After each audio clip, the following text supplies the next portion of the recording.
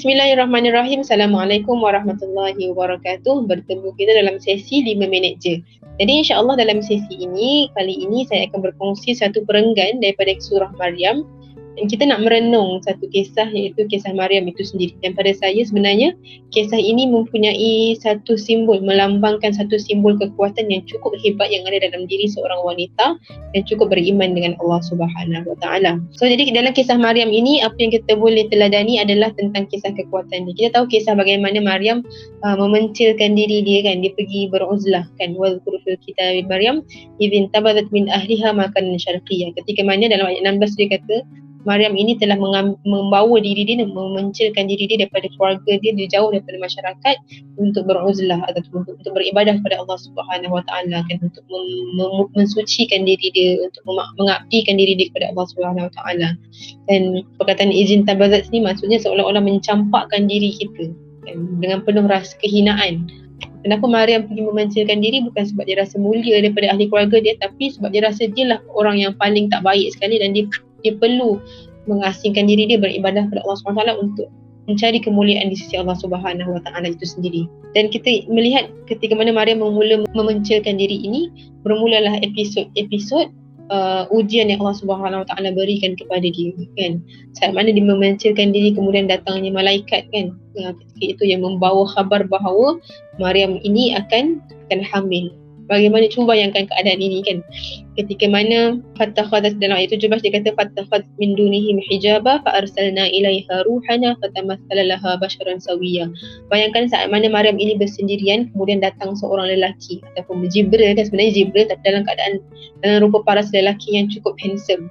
Tapi nak katakan betapa berimannya Maryam ini, bahkan kata-kata yang muncul daripada mulut Maryam pun adalah satu benda yang menggambarkan betapa dia cukup dekat dengan Allah Subhanahu Wa Taala. Dia kata apa? Qalat inni a'udzu birrahmani minka in kunta taqiyya.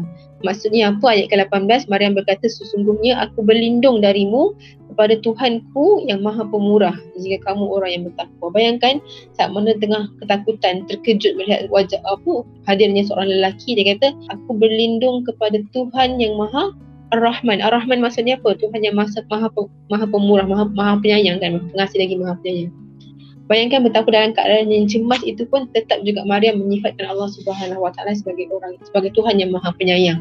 Bahkan ketika mana akhirnya berlakulah kisah yang seterusnya kan, maksudnya bahawa lelaki itu mengakui bahawa dia sebenarnya adalah Jibril, utusan Allah SWT, menyampaikan khabar tentang Maryam ini akan hamil anak lelaki kan. Walaupun ada ada waktu-waktu yang menunjukkan betapa Maryam ini cukup distress ataupun cukup bersedih hati, seperti mana yang dikatakan, qalat ya laitani mitu qabla hadha wa kuntu nasyan mansiya.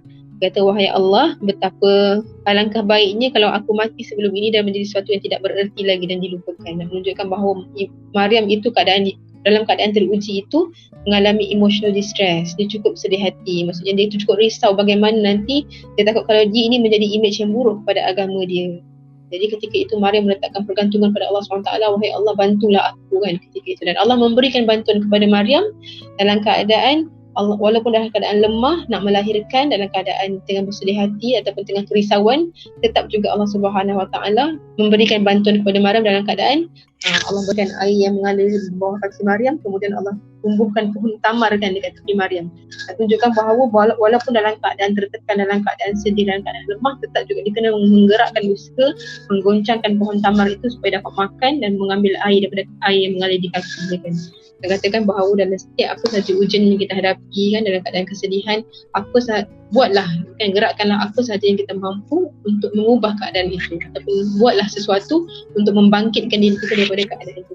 Regardless apa sahaja yang ujian Allah SWT beri, Allah SWT ada dekat dengan kita, dan kita sebagai manusia tetap perlu menggerakkan usaha kita walaupun dengan sekecil-kecil perkara, dengan bagi kudrat yang kita ada.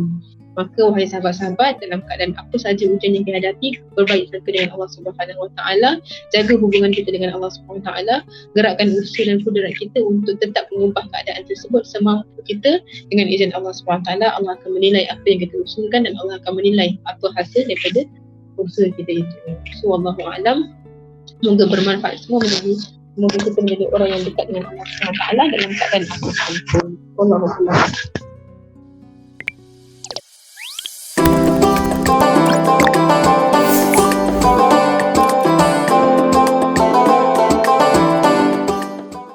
bersama membina masyarakat.